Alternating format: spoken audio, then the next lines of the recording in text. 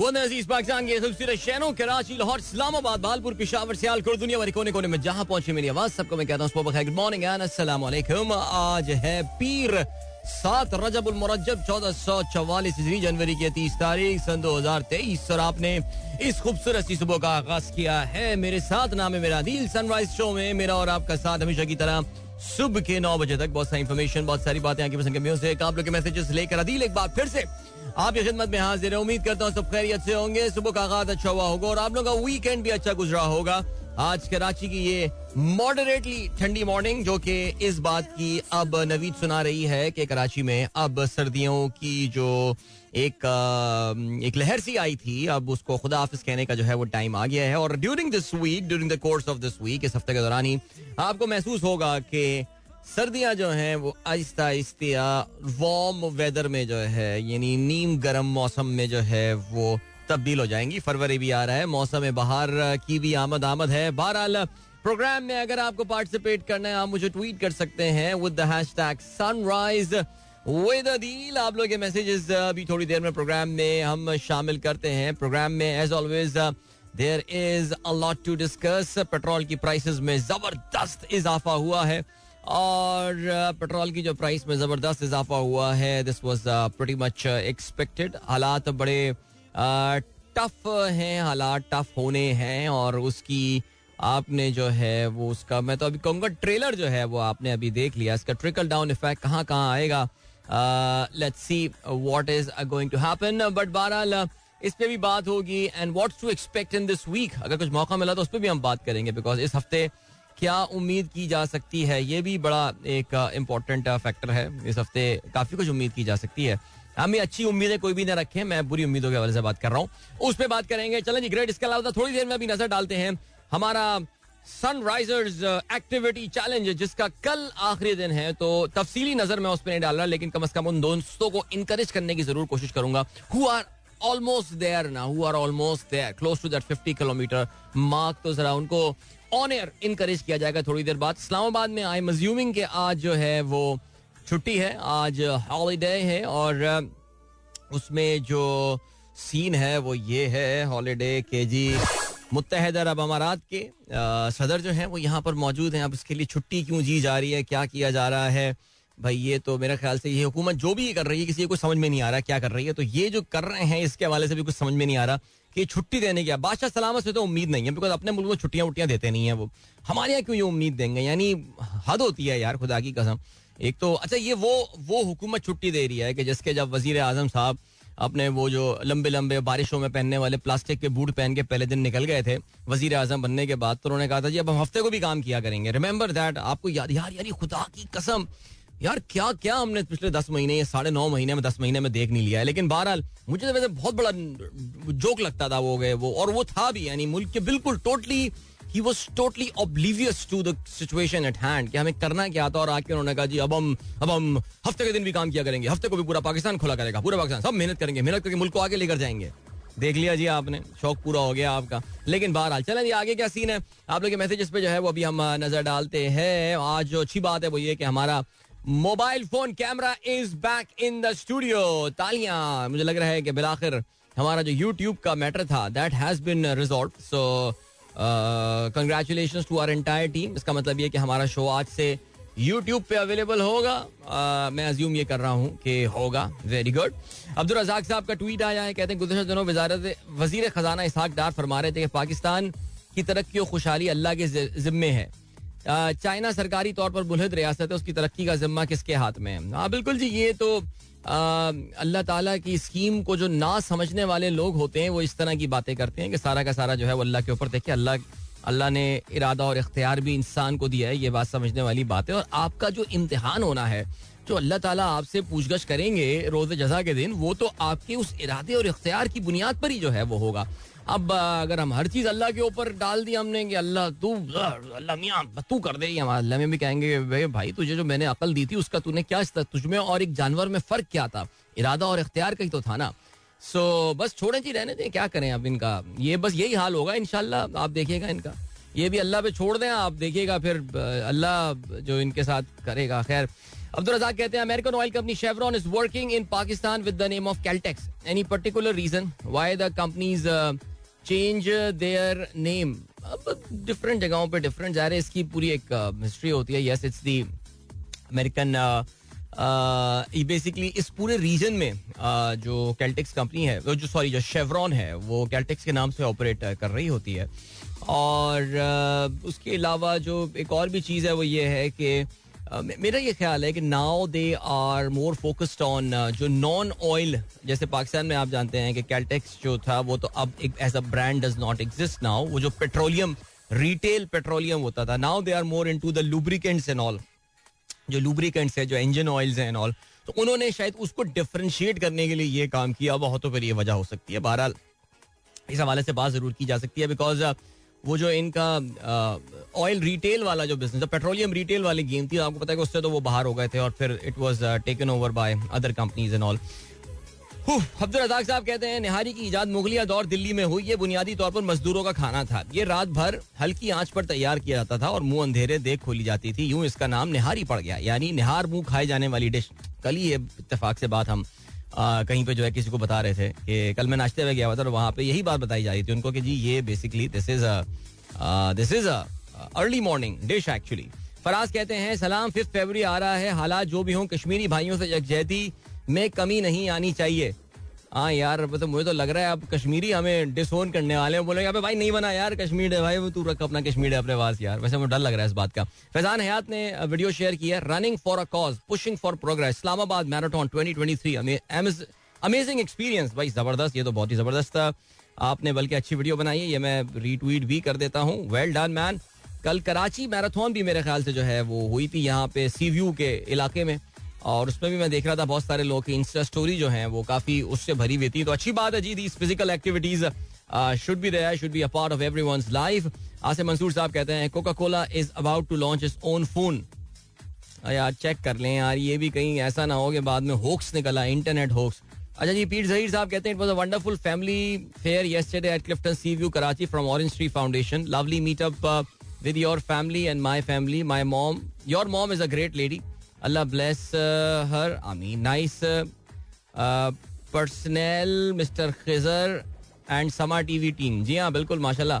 पीर साहब कल मौजूद थे अपनी फैमिली के साथ, उनकी पूरी फैमिली के साथ कल मुलाकात हुई. ऑरेंज ट्री फाउंडेशन के जो उनका फैमिली फन फेयर था, and I am happy that you had a very good time. I think it was a very good event और मुझे भी बड़ा मजा आया. My family really loved it और evening well spent seriously. तो जगह भी बड़ी अच्छी थी.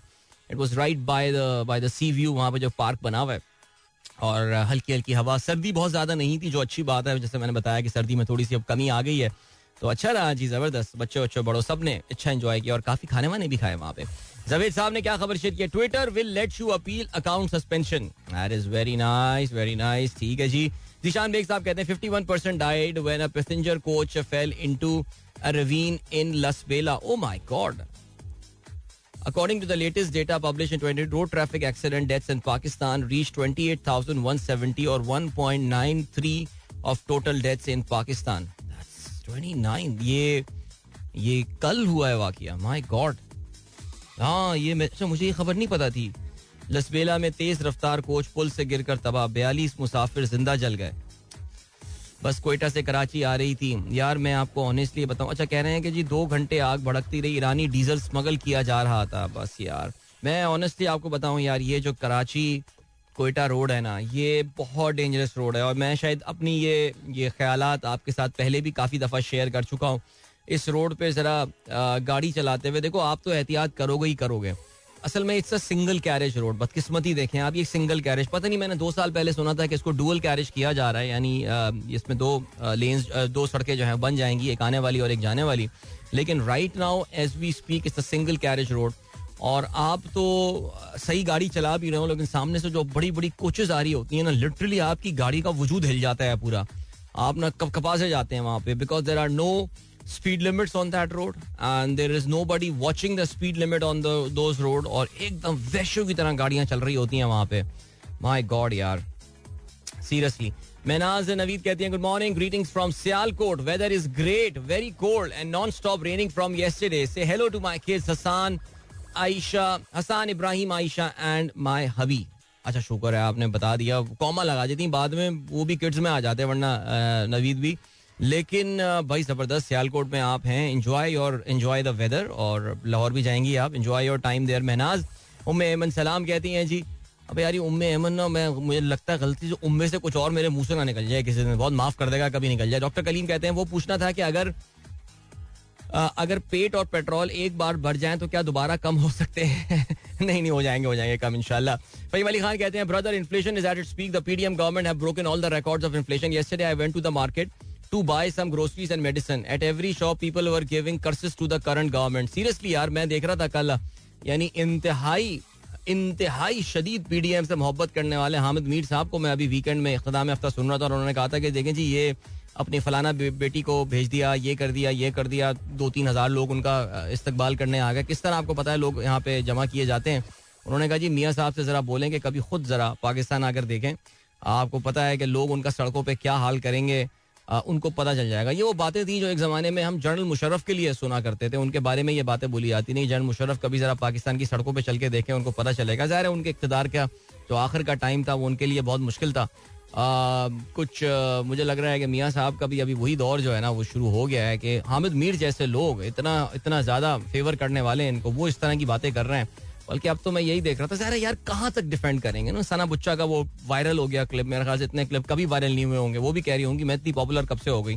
वो भी आपने सुना होगा कि जिन्होंने मरियम के फ्लाइट डिले करने के हवाले से अपने शकूक का जो है ना वो इजहार किया था। तो फहीम भाई आप बिल्कुल ठीक कह रहे हैं, इस वक्त जहाँ निकल जाए आपको सिर्फ जो है ना वो कर्ज करते हुए या वही लोग बुरा भला कहते हुए मिलेंगे।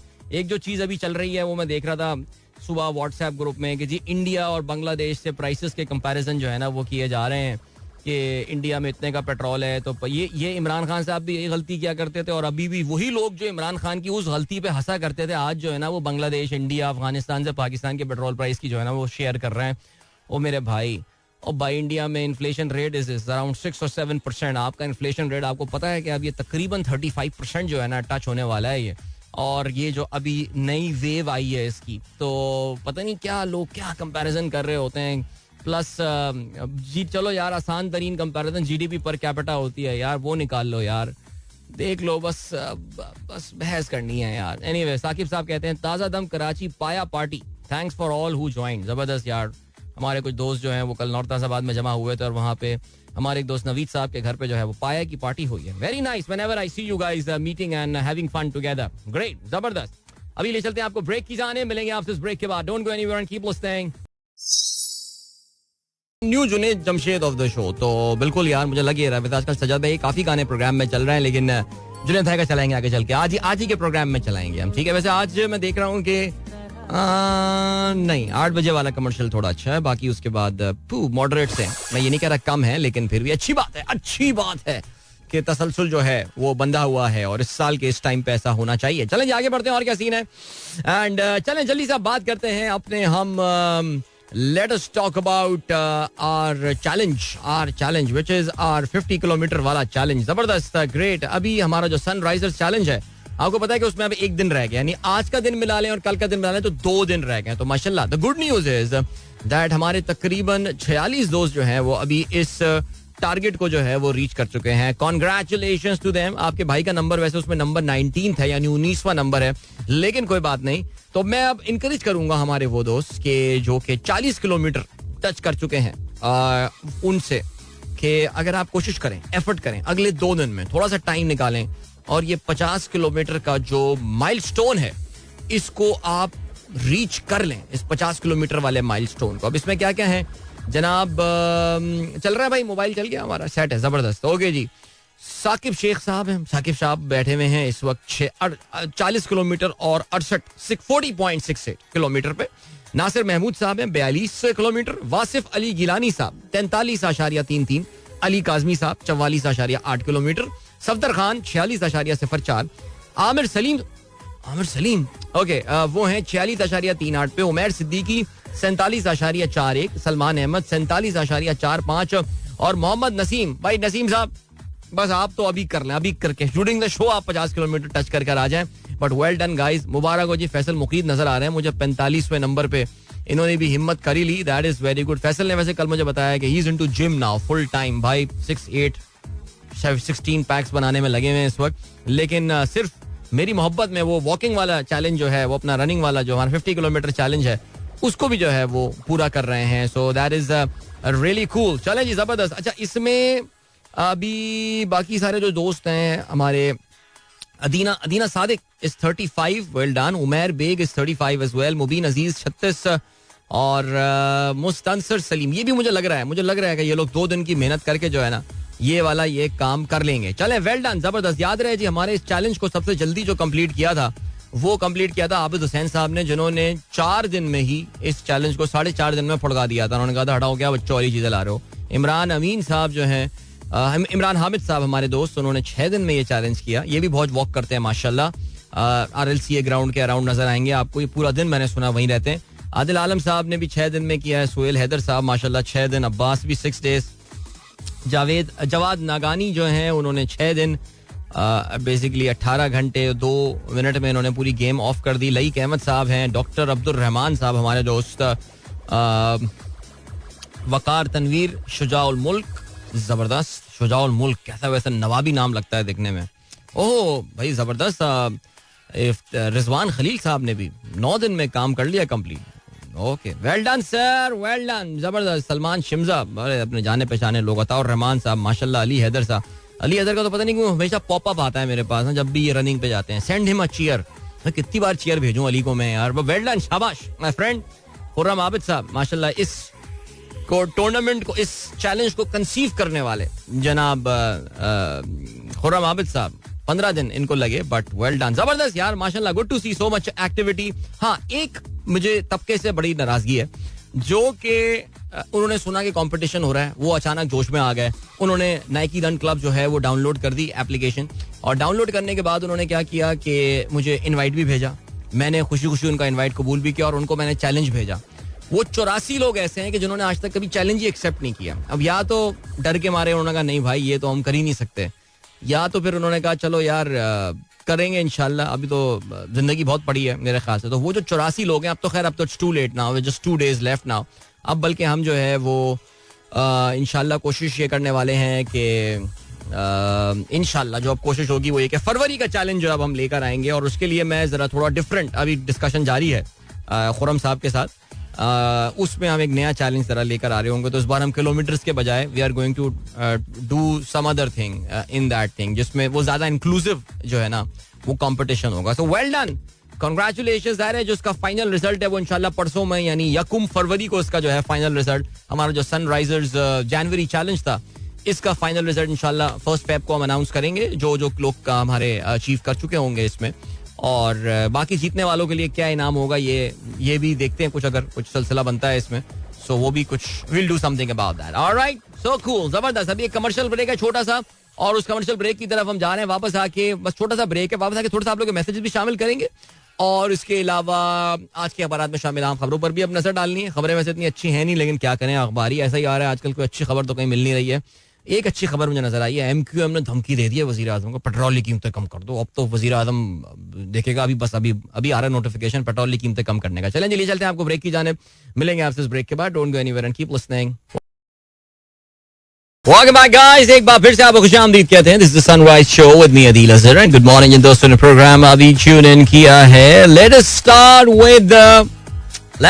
with hockey man. Hockey World Cup का हो गया इख्तिताम इस वीकेंड में. Of course hockey world cup का फ्राइडे को तो सेमीफाइनल खेले गए थे, लेकिन कल जो है वो उसका फाइनल खेला गया. एंड यार Germany, by the way, they are back as the hockey world champions. और कल उन्होंने फाइनल में जो है वो बेल्जियम को शिकस्त दी, और एक बार फिर से एक और मुकाबला जो है वो शूट आउट्स पर गया, और 4 के मुकाबले में 5 गोलों से जो है वो जर्मनी ने कामयाबी हासिल की इसमें. और बेल्जियम बेल्जियम को शिकस्त दी. Belgium were the reigning champion right, remember इससे पहले Belgium back to back world cup जीत सकता था, लेकिन उनको जर्मनी के हाथों जो है वो शिकस्त का सामना करना पड़ा. यार वैसे मैं ऑनेस्टली आपको बताऊं कि ये फाइनल तो जैसा हुआ वो हुआ.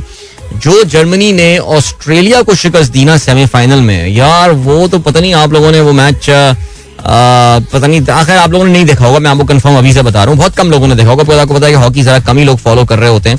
लेकिन यार मैच खत्म होने से जो है ना, वो तकरीबन कोई 2.5 मिनट पहले तक जो है वो Germany, Australia was winning that game 3-2, और आखिरी 1.5 मिनट में जर्मनी ने 2 गोल स्कोर करके they totally stunned Australia there. I mean वहां पे उन्होंने आखिरी आई थिंक 5 सेकंड जो उन्होंने आखिरी गोल अपना स्कोर किया, that was just 5 second before the end of the game, और वहां से वो फिर क्वालिफाई किए हैं towards the semi-final of towards the final. By the way, semifinal में जो है वो बेल्जियम ने नेदरलैंड्स को शिकस्त दी थी.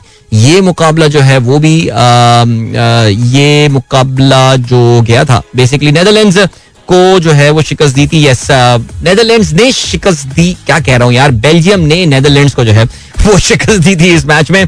लेकिन जो अच्छी बात हुई है इस टूर्नामेंट की, the only silver lining that I see from Pakistan side is that कि अगर नेदरलैंड्स या ऑस्ट्रेलिया में से कोई भी ये वर्ल्ड कप जीत जाता, तो ये कोई भी ये वर्ल्ड कप जीत जाता, तो वो पाकिस्तान के 4 वर्ल्ड कप जीतने का जो रिकॉर्ड है उसको बराबर कर देता. लेकिन ऐसा नहीं हुआ. जर्मनी ने ये वर्ल्ड कप तीसरी बार जीतकर किया क्या है, तीसरी बार जीतकर उन्होंने किया ये है कि पाकिस्तान का जो ये रिकॉर्ड है इसको अगले 4 साल के लिए फिलहाल जो है ना वो बचा लिया. ज्यादा दिन हम बचेंगे नहीं, हम तो वर्ल्ड कप पे क्वालिफाई भी नहीं कर पाएंगे और हमारा ये रिकॉर्ड टूट भी जाएगा, बिकॉज ज़ाहिर पिछले 3 वर्ल्ड कप जो है वो तो हम ज़ाहिर मिस कर चुके हैं.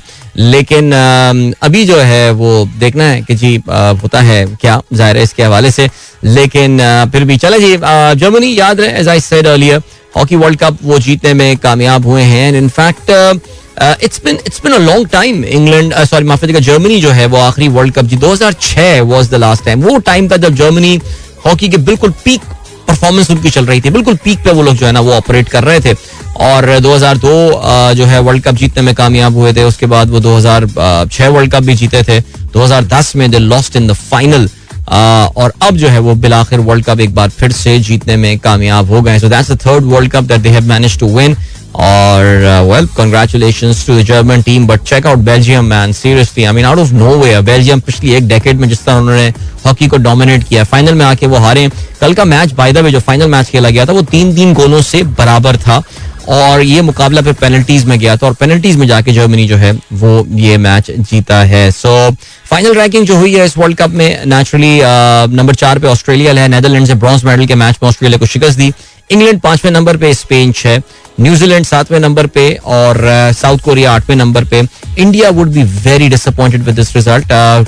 ओलंपिक के ये ब्रॉन्ज मेडलिस्ट थे, काफी एक्सपेक्टेशंस थी कि ये अच्छा खेलेंगे, लेकिन अर्जेंटीना और इंडिया जो है वो आपस में 9वीं पोजीशन शेयर कर रहे होंगे, और इसका डेफिनेटली नुकसान जो है वो इंडिया की अपनी जो वर्ल्ड कप की पोजीशन है, जो उनकी माफी जगह वर्ल्ड रैंकिंग है, उसमें भी इनको फर्क पड़ेगा. सो चलें जी, ठीक हो गया ये सिलसिला. और अब क्या है, कुछ बात कर लेते हैं जरा क्रिकेट के हवाले से.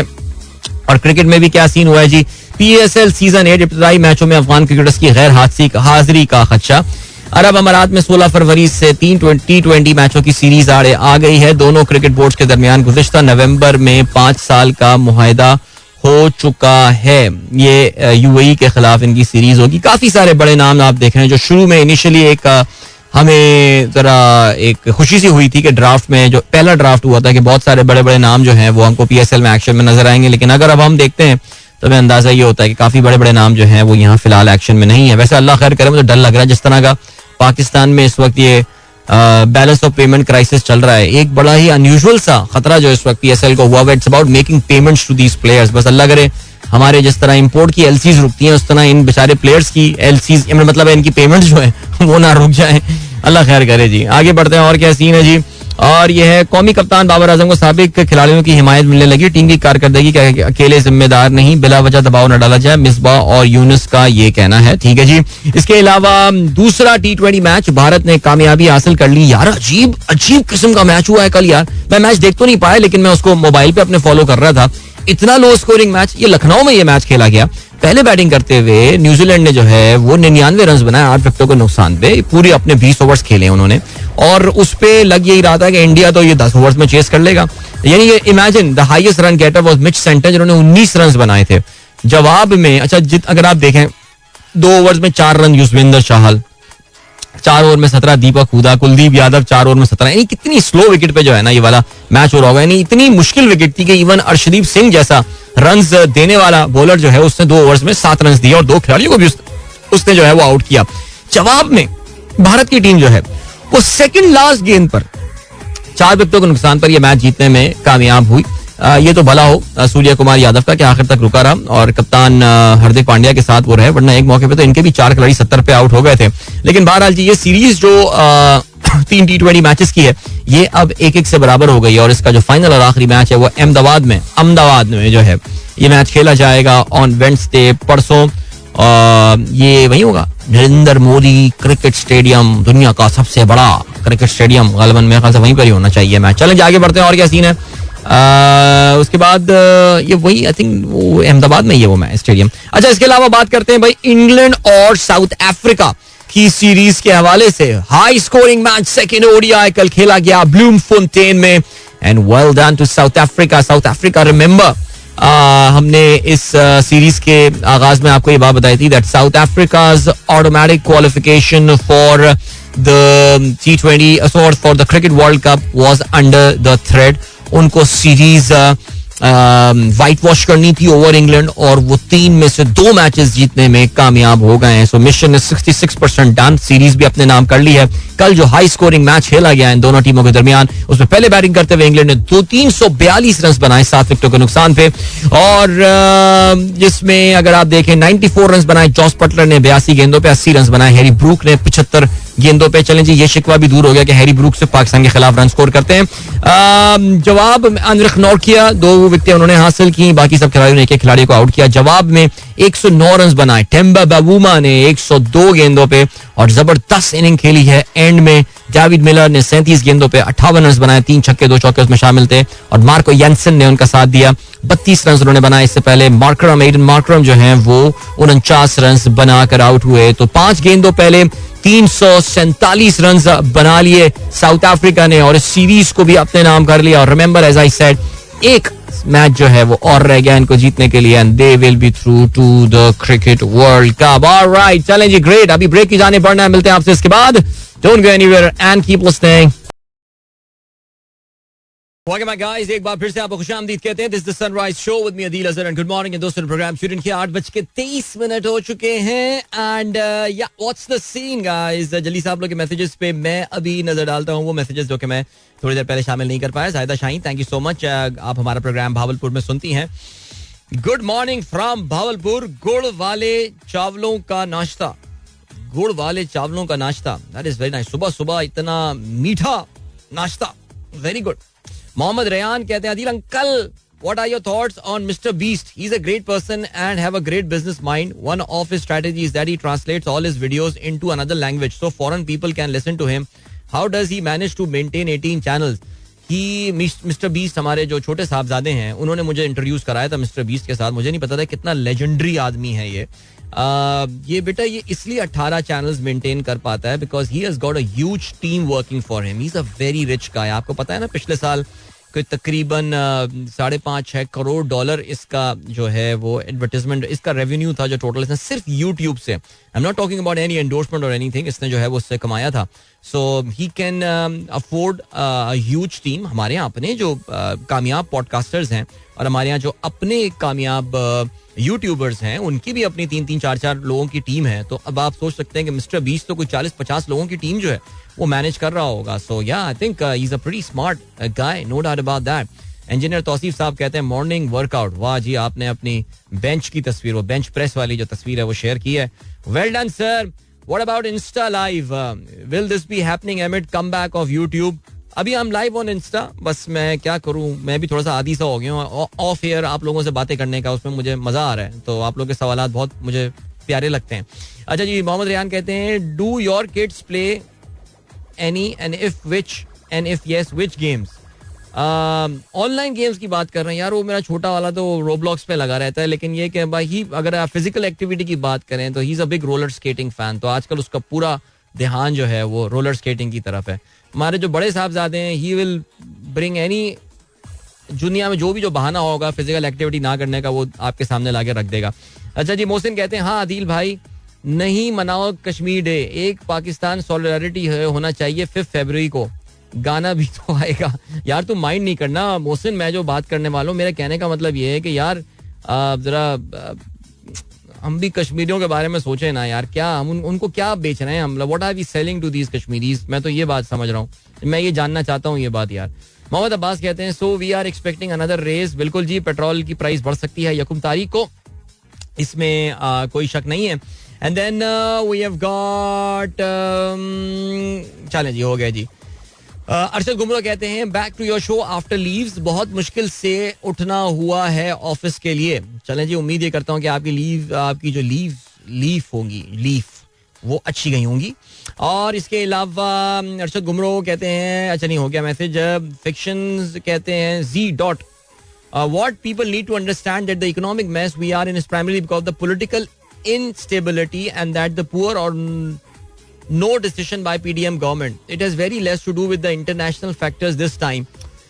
Well, to some extent the international factors are at the helm of affairs. वो थोड़ी बहुत है फैक्टर, आप इंटरनेशनल फैक्टर्स को बिल्कुल निगलेक्ट नहीं कर सकते. लेकिन देखें, एक बात जो मानने की है वो यही है कि वो जो इंटरनेशनल फैक्टर्स पिछले साल के मिड तक या पिछले साल के 3rd क्वार्टर तक उनकी जो खौफनाक शक्ल थी, उसके मुकाबले में सिचुएशन अब काफ़ी ज़्यादा, सिचुएशन इतनी खौफनाक नहीं है जो कि अब से कुछ अरसा पहले तक थी. थिंग्स अगर आप इंटरनेशनल प्राइसेस को भी देखिए, इंटरनेशनल प्राइसेस काफ़ी हद तक स्टेबल हो गई हैं, काफ़ी सारी कमोडिटीज़ में नीचे आ गई हैं.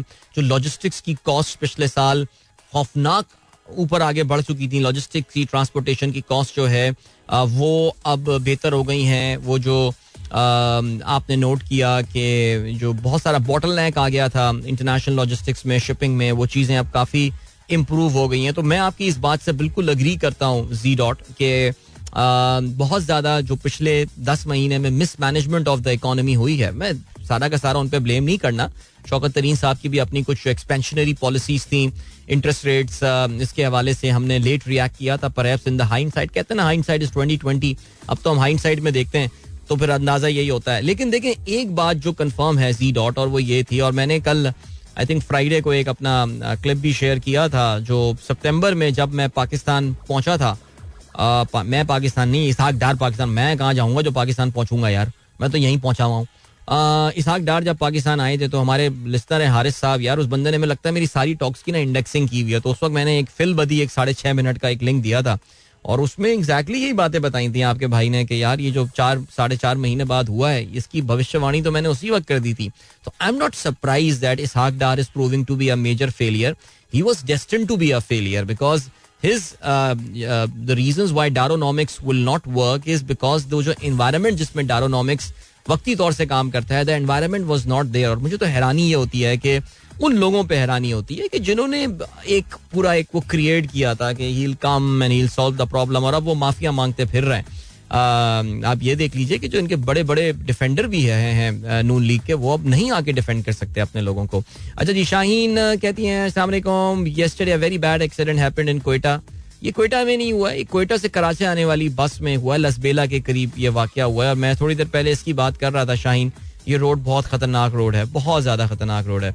अच्छा जी, मिर्जा हमजा अस्सलाम वालेकुम and good morning, listening from Dubai, very nice. Dubai में बड़ा अच्छा मौसम हुआ हुआ है भाई, बहुत अच्छी बात है ये. इसके अलावा डॉक्टर फरा कहती हैं अस्सलाम वालेकुम, I can gift cleaning and polishing for the winners of this running challenge. Wow यार, गिफ्ट्स पे गिफ्ट्स आए जा रहे हैं भाई विनर्स के लिए, जबरदस्त. गुड मॉर्निंग फ्रॉम रेनी इस्लामाबाद, जबरदस्त. आज तो मैंने सुना इस्लामाबाद में छुट्टी है, आज आप लोग, you guys are parting in Islamabad today because Sheikh is coming. सुना है जी शेख कोई बड़ा पैकेज ऐलान करने वाले हैं पाकिस्तान के लिए, लेट्स सी क्या होता है. एंड जीशान बेग साहब कहते हैं play this song and dedicate to your insta live session during radio show, they were amazing. अरे दे आर अमेजिंग सर, मैं हूँ इंस्टा लाइव पे इस वक्त सर, अभी ब्रेक आने वाला है, उसमें आप लोगों से बातें भी तो करनी है ना, वरना मुझे ब्रेक पे करना क्या होता था यार, बैठ के मैं खबरें ही पढ़ रहा होता था. बट ऐसा कर लेते हैं, देख लेते हैं, but we will taper it off. Okay जी, अदील भाई ये बैटरी का ओके, ये ऐड के बारे में बुरा ना बोला करें यार, ऐड के बारे में बुरा मत बोला करें यार, नाराज हो जाएंगे वो. अच्छा जी, और इसके अलावा बासित यूनुस कहते हैं have you discussed about Wimbledon and FA cup. Wimbledon नहीं यार, मैंने यार ऑस्ट्रेलियन ओपन ही डिस्कस नहीं किया यार. हमारे दोस्त हैं रेहान अलवी साहब, वो नोवाक जोकोविच के बहुत बड़े फैन हैं. तो नोवाक जोकोविच के फैंस को बहुत मुबारकबाद जी. जोकोविच जो है वो एक बार फिर से जीतने में कामयाब हो गए ऑस्ट्रेलियन ओपन. यार मैंने कितना रो रहा था यार, मैंने कभी उसको रोता हुआ इस तरह नहीं देखा मैंने नोवाक जोकोविच को. ही वाज क्राइंग अपने कोच के पाँव में गिर के, गोरान इवानिसेविच. एंड उसके अलावा अपनी फैमिली, आपको पता है कि जी काफी इमेंस प्रेशर में थे. इवन तो टूर्नामेंट में इनके इंजरीज के भी कंसर्न आ रहे थे, लेकिन उसके बावजूद बड़ी जबरदस्त उन्होंने जो है वो परफॉर्मेंस का मुजाहरा किया है, ग्रिड का मुजाहरा किया है. और हुआ ये है कि इन्होंने जो किया है वो रिकॉर्ड इक्वल कर लिया है राफेल नडाल का. 22वां ग्रैंड स्लैम जीतने में कामयाब हो गए. और कल जोकोविच कह भी रहे थे जीतने के बाद, ही हैज नो प्लान्स और स्टॉपिंग. उनका रुकने का इस वक्त कोई इरादा नहीं है. Sir amazing amazing. अब फ्रेंच ओपन आने वाला है, आपको पता है, जिसमें of course Nadal will be there. But Nadal की फॉर्म ऐसी नहीं लग रही है कि फ्रेंच में भी वो कोई खास खेल पाएंगे. But let's see what happens.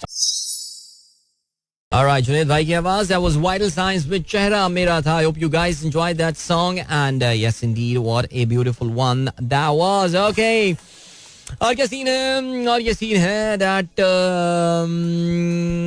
okay, Germany rules out sending oh yes यार, रशिया ने, ऐसा लग रहा है, आप जानते हैं ना कि रशिया का जो इन्वेजन था ऑफ यूक्रेन, उसको अब 1 साल होने को आ रहा है. और उसमें आपको पता है कि जैसे जैसे गुज़िश्ता साल का इख्तिताम होता जा रहा था कि रशियंस वर हैविंग सर्टन, उनको कुछ ना कुछ नुकसान उठाना पड़ा था. They lost some ground. उसमें जो सबसे इम्पोर्टेंट शहर रशिया ने एक बार फिर से खो दिया था, वो खैरसून नामी एक शहर था. दूसरा बड़ा शहर यूक्रेन का जिस पे रूस का कब्जा हो गया था. लेकिन खैरसून नामी जो शहर है, अब वहां पे रूस ने एक बार फिर से जबरदस्त बमबारी शुरू कर दी है. और रात गए उन्होंने जो है ना वो आज वो बमबारी की. और लग यही रहा है, और दुनिया अब तैयार हो रही है रशिया के स्प्रिंग ऑफेंसिव के लिए. बिकॉज अब जो सर्द तरीन मौसम है वो अपने इख्तिताम की जाने बढ़ रहा है. और सर्दी में आपको पता है कि रूस में उन इलाकों में जंग करना जो है वो आसान नहीं होती है. सो जो स्प्रिंग ऑफेंसिव है उसका आगाज करने वाले हैं Vladimir Putin. Now he has got a new strategy now, lots of drone support and all. और इसके अलावा उनके जो मिलिट्री के मामलात के एक नए अब जो हैं वो हेड आ गए हैं, जो कि पुराने काफ़ी लॉयलिस्ट माने जाते हैं इनके, जिसे कहते हैं कि व्लादिमीर पुतिन के माने जाते हैं. और कहते हैं चेचनिया की जो दूसरी जंग थी जिसमें व्लादिमीर पुतिन ने कामयाबी दिलाई थी रूस को, बहुत ही ब्लडी वॉर थी, वो उस जमाने से इनके साथ जो है वो अटैच्ड हैं. तो देखते हैं कि अब इनकी स्ट्रेटजी में क्या फर्क पड़ता है. दूसरी जानिब अमेरिकन और आपको पता है यूरोपियंस जो हैं वो इस वक्त काफ़ी ज़्यादा इक्विप कर रहे हैं यूक्रेन को रशियन इन्वेजन को कंटेन करने के लिए. आपने अभी बीच में सुना था कि जी टैंक्स का शायद सुना हो आपने कि जर्मन टैंक्स हैं लेपर्ड के नाम से. और लेपर्ड टैंक जो है ये बहुत ही एक एफिशिएंट और एक बहुत ही जिसे कहना चाहिए कि मैन्यूवरेबिलिटी के पॉइंट ऑफ व्यू से बड़ा जबरदस्त टैंक माना जाता है. सो जर्मनी काफी अरसे से अपनी मना कर रहा था, नहीं यार हम नहीं दे रहे. लेकिन eventually now they have given the permission कि जी ये टैंक जो है वो अब दिया जाए. इसके अलावा अमेरिकन भी जो है उन्होंने अपना एब्राम नामी जो टैंक है वो अब रूस को देने का ऐलान किया है. सो ये अब ऐसा लग रहा है कि ये जंग जो है एक नए फेज में दाखिल हो रही है. And I believe we are entering in a sort of a stalemate sort of a situation. कब तक वेस्टर्न कंट्रीज जो हैं यूक्रेन की मदद करते रहेंगे, that actually is a very important question now. बहरहाल सपोर्ट अभी भी वहां पर है. रूस के खिलाफ जो है मसला वो है, लेकिन द थिंग इज कि जर्मनी, हाँ उन्होंने एक चीज रूल आउट कर दिया. उन्होंने अपने टैंक्स तो दे दिए, लेकिन उन्होंने ये कहा कि जो जर्मन मेड फाइटर जेट्स हैं उन्होंने उस हवाले से जो है ना ये कह दिया है. उनके जो ओलिव शोल्ट्स हैं उनके चांसलर, उनका कहना है कि नहीं यार वो हम आपको जो है ना वो फिलहाल नहीं दे सकते. यूक्रेन ने अपने एलाइड मुल्कों से थोड़े अरसे पहले ये फरमाइश की थी. तो यूक्रेन बड़ा अनोखा लाडला है, वो बड़ी फरमाइशें करता रहता है. उन्होंने कहा कि जी एक फाइटर जेट कोलिशन बनाने की जो है वो जरूरत है. लेकिन मिस्टर शोल्ट्स ने जो है वो ये कहा है कि जी ये अभी फिलहाल आप इसको रहने दें, अभी हम अपने जो फाइटर प्लेन्स हैं वो आपको हम नहीं दे रहे. लेकिन बहरहाल Ukraine is getting F-16s and F-35s bye the वे.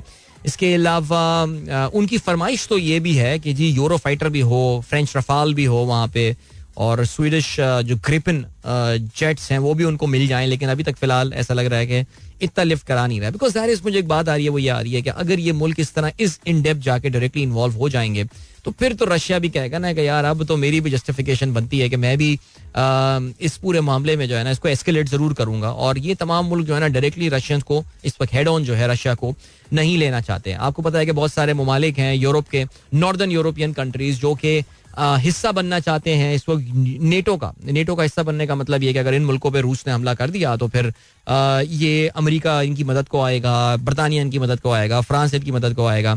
लेकिन आपको पता है कि नॉर्दर्न यूरोपियन कंट्रीज को नेटो में शामिल करने में जो सबसे बड़ी रुकावट है वो हमारे रजब भाई हैं. और रजब भाई जो है, रजब तैयब एर्दोगान की मैं बात कर रहा हूँ. तुर्की आप जानते हैं नेटो का मेंबर है और नेटो में किसी नए मेंबर को इंक्लूड करने के लिए आपको सारे मेंबर्स की तरफ से उसका गो हेड चाहिए होता है. तो रजब भाई ने स्वीडन को तो मना कर दिया. स्वीडन यार तू तो कुरान जला रहा है ना, बट ठीक है तू साइड पे रहे वहां पे. उन्होंने फिनलैंड के बारे में रजब भाई ने कहा है कि हाँ फिनलैंड के बारे में मैं सोच सकता हूँ कि उनको हम इसमें शामिल कर सकते हैं. सो लेट्स सी क्या होता है इस चीज के हवाले से. अभी चलते हैं आपको ब्रेक की जाने, मिलेंगे आपसे उस ब्रेक के बाद. Don't go anywhere and keep listening. Yes guys, welcome back. एक बार फिर से आपको खुशामदीद कहते हैं. This is the Sunrise Show with me Adil Azhar and good morning. इन दोस्तों ने प्रोग्राम अभी ट्यून इन किया है. अभी हमारे इंस्टाग्राम पे जो लाइव डिस्कशन चल रहा था उसमें किसी ने ये बताया कि हमारे उलमा को जो है वो डॉलर की होर्डिंग के हवाले से फतवा देना चाहिए कि जो डॉलर की जखीरा अंदोजी जो है वो भी एक गुनाह का काम है. तमाम उलमा एक जगह पर जमा हो, तमाम मकातिब फिक्र, माशाल्लाह इतने सारे तो मकातिब फिक्र हैं, सबके बड़े बड़े उलमा जमा और उनसे फतवे जो हैं दिलवाए जाएं कि डॉलर रिलीज करो, मार्केट में रिलीज करो. खैर मेरा ये ख्याल है कि बहुत सारे डॉलर के होल्डर्स को कोई फर्क ही नहीं पड़ता, वो कौन सा रिलीज करेंगे, उन्हें क्या फर्क पड़ना है. लेकिन हो सकता है कुछ लोग थोड़े बहुत निकाल लें, या अल्लाह ऐसा करो कि 50% गुनाह करता हूँ, 50% मैं मुफ्ती साहब की बात मान लेता हूँ. सो लेकिन फिर मुझे जब मैंने कल एक स्क्रीनशॉट देखा भी कि तकी उस्मानी साहब का ट्विटर हैंडल टाइप लग रहा है और उसमें उन्होंने बोली है ये बात. तो फिर मुझे किसी ने बताया कि तकी उस्मानी साहब का जो ऑफिशियल हैंडल है उसमें ये वाला ट्वीट है ही नहीं. मैं एक सेकंड के लिए खुश हुआ था लेकिन फिर दोबारा मैं अफसुर्दा हो गया. तो क्या किया जाए यार इस चीज के हवाले से. बट एनीवे चले जी. और क्या हो गया, हाँ 50% जन्नत में जाएं और 50% जो है ना. अच्छा जी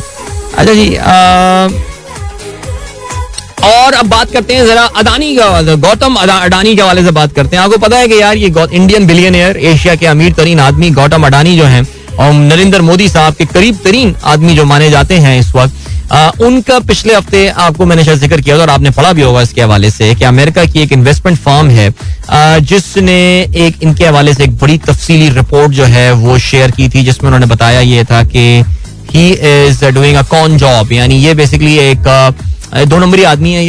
ये कंपनी इतनी सॉलिड है नहीं. अडानी एंटरप्राइजेस की बहुत सारी कंपनी है और ये तो कंग्लोमरेट है और पता नहीं क्या क्या बिजनेस इंडियन गवर्नमेंट ने अपना अडानी एंटरप्राइजेस को हैंड ओवर कर दिया है. और उनका कहते ये है कि इसकी जो पब्लिकली लिस्टेड कंपनी है, ये जब से रिपोर्ट आई है, ये जो एक अमेरिकन कंपनी है जिसका नाम हाइंडनबर्ग रिसर्च है. अगर आपने ये ट्वीट देखा हो, तकरीबन पता नहीं इतना लंबा ट्विटर थ्रेड, पूरी रिपोर्ट बनाई है लेकिन उसका पूरा ट्विटर थ्रेड भी बनाया हुआ है और उन्होंने वो पूरी की पूरी रिपोर्ट में जो है ना वो जबरदस्त ये पॉइंट आउट किया है कि अडानी बेसिकली ये जो स्टॉक प्राइस बढ़ाई गई है इसके लिए गलत तरीके इस्तेमाल किए गए हैं और ये कंपनी आपस में ही अपनी ग्रुप ऑफ कंपनीज में जो है ना ये लेन देन कर रही होती है और उसी के थ्रू जो है ना इसने अपनी वैल्यूएशंस बढ़ाई है. बहुत कॉम्प्लिकेटेड डिस्कशन है ये. बहरहाल मैंने भी ऑनेस्टली पूरा तफसीली पढ़ा नहीं है, लेकिन मैंने आपसे कुछ अर्सा पहले एक इंडियन यूट्यूबर, आज से कोई 2-3 महीने पहले मैंने एक इंडियन यूट्यूब चैनल है, उसमें बड़ी बिजनेस की केस स्टडीज आती हैं, उसमें उसने इस तरफ इशारा किया था कि अडानी की growth is amazing and all and जबरदस्त, लेकिन बहरहाल it's a very complex web of the transfer of money from one company to another. और उस वक्त तो खैर जाहिर है वो इसको इतना सीरियस नहीं होगा, लेकिन यहाँ पे बेसिकली उसने इल्जाम लगाया है इसके ऊपर. एक चार्जशीट उन्होंने जो है ना वो भेजी है पूरी अपनी रिसर्च करके, ये हाइंडनबर्ग वालों ने. अब हुआ ये है कि पिछले हफ्ते जो है ना वो अडानी ग्रुप के लिए बहुत ही एक मुश्किल हफ्ता रहा, बिकॉज इस रिपोर्ट के आने के बाद से ये जो इस फर्म की अडानी की जो पब्लिकली लिस्टेड कंपनीज हैं, they have lost about 50 billion in the market value.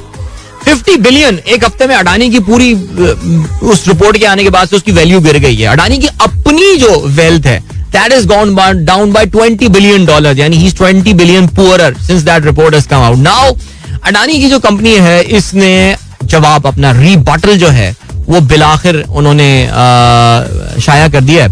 और वो जो रीबटल उन्होंने जो अपना शाया किया है, उस रीबटल में उन्होंने 400 पेजेस का एक जवाब जो है वो शाया किया है. और उस 400 पेजेस के जवाब में उन्होंने जो है ना वो ये बात लिखी है कि अपना उन्होंने दिया. वो आई है, रिलीज हुई है, रिपोर्ट देखते हैं, पढ़ते हैं क्या करते हैं. लेकिन जाहिर है उनकी इस परफॉर्मेंस का जो है वो इम्पैक्ट आया है on the Bombay Sensex as well. उनका भी जो निफ्टी और सेंसेक्स है इन दोनों में कमी देखने में आई है, बिकॉज सबसे one of the biggest companies there, the Adani की जो एंटरप्राइजेस की जो कंपनियां हैं उसमें कमी आई है. तो जाहिर है overall it brought the entire Sensex जो उनका इंडेक्स है down.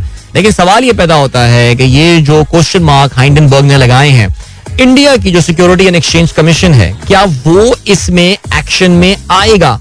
That remains to be seen, because India का जो सिक्योरिटी एंड एक्सचेंज कमीशन है, जाहिर है अब जाहिर है वो गवर्नमेंट ऑफ इंडिया, वैसे तो इंडिपेंडेंट बॉडी होना चाहिए और इसी तरह वो बिहेव करते हैं. लेकिन आपको पता है कि क्योंकि ये बंदा मोदी के बहुत करीब है, तो क्या इसके खिलाफ बाकायदा कोई एक्शन शुरू होगा या क्या होगा?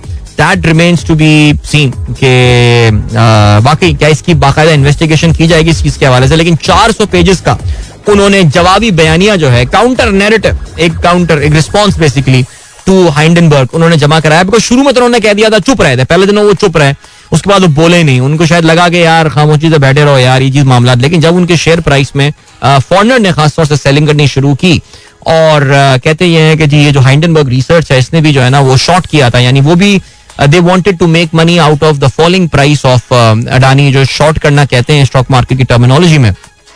So उसकी वजह से कहते ये हैं कि इन्होंने अब इनको जवाब देना बन गया था. तो they have given a response. I'm pretty sure 400 pages है, ज़ाहिर पढ़ने में बहुत टाइम लगेगा. तो हाइंडनबर्ग will come back with a response to, वो कहते हैं ना जवाब अब वो लेकर आएंगे. So it's a very interesting business case study. आप में से हमारे जिन दोस्तों को फाइनेंस वगैरह में इंटरेस्ट है और बिजनेसेस की जो फाइनेंस की सिचुएशन है, मुझे भी ऑनेस्टली मैंने अभी तक ये तमाम तफसील से पढ़ा नहीं है. It will require me almost half a day to understand the entire scenario हो क्या रहा है. लेकिन पढ़ेंगे इंशाल्लाह, पढ़ेंगे, टाइम निकालेंगे इस चीज के हवाले से. ठीक हो गया गाइस. सो 8:58 हो चुके हैं. अभी गेम क्या है भाई? आज जाहिर है महंगा पेट्रोल डला है यार. पता नहीं अल्लाह मियां को मेरे पैसे बचाने थे. मैंने पता नहीं परसों मैंने कहा यार डलवा देता हूँ पेट्रोल, निकला था, मैंने कहा यार भर दे टंकी यार, भर दी टंकी पूरी. मैं कहाँ गया था, कहीं निकला हुआ था, मैंने कहा कर दो यार फुल, भरवा दी टंकी मैंने जाते हुए. और वो इत्तेफाक से बचत हो गई मेरी. वो उन्होंने तो सुबह दोपहर में अजीब अनयूजुअल टाइम प्राइस बढ़ाने का पेट्रोल की. अब उसमें हुआ ये है कि पेट्रोल प्राइस जो बढ़ी है उसमें आमतौर से यकुम को और 15 को बढ़ती है. लेकिन आप सोच रहे होंगे कि ये 29 को प्राइस क्यों बढ़ा दी, और वो भी दोपहर यानी दिन दहाड़े पेट्रोल प्राइस बढ़े, रात के अंधेरों में प्राइसें बढ़ती हैं ये. तो इससे अंदाजा ये हो रहा है कि यकुम फरवरी को एक और इंक्रीज आने वाला है. यार पता है मुझे याद है जब मिस्टर डार आए थे तो उस वक्त हमारे एक बड़े मशहूर पेट्रोल पंप रिलेटेड एक मशहूर सहाफी गुजरे हैं, अभी भी हैं, शो आता हूँ उनका. मुझे उन्होंने बोला था, नहीं कि उन्होंने ही बोला था शायद ये कि देखा जी अब आ गए हैं डार साहब, ये अब 4 महीने में पेट्रोल कर देंगे कोई 175 का, 180 का, ऐसे ही, और माहौल क्रिएट कर देंगे कि मियाँ साहब जनवरी तक पाकिस्तान में आ जाएंगे. यानी वो 4 महीने में चीजें ठीक करेंगे और मियाँ साहब जनवरी में आ जाएंगे और देखेगा लोग जो है वो क्या उनका इस्तकबाल करेंगे. यार मियाँ साहब की बेटी आ गई, आपने वो उनका इस्तकबाल चेक कर लिया होगा मेरे ख्याल से. यार वो 2-3 हजार लोग शायद वहां पे जमा हुए, वो भी किस तरह हुए वो हुए, यानी अल्लाह रहम करे भाई. चलें जी, ग्रेट गाइस, वक्त आ गया आप लोग इजाजत लीजिए, अपना बहुत ख्याल रखिए. इंशाल्लाह मेरी आप लोगों से मुलाकात होगी कल सुबह. एक बार फिर दुआएं कर सकता हूँ आप लोगों के लिए. मैं wishing you all a wonderful day and week ahead. इंशाल्लाह कल मिलते हैं. Till then good bye. This is मेरा एफएम 107.4.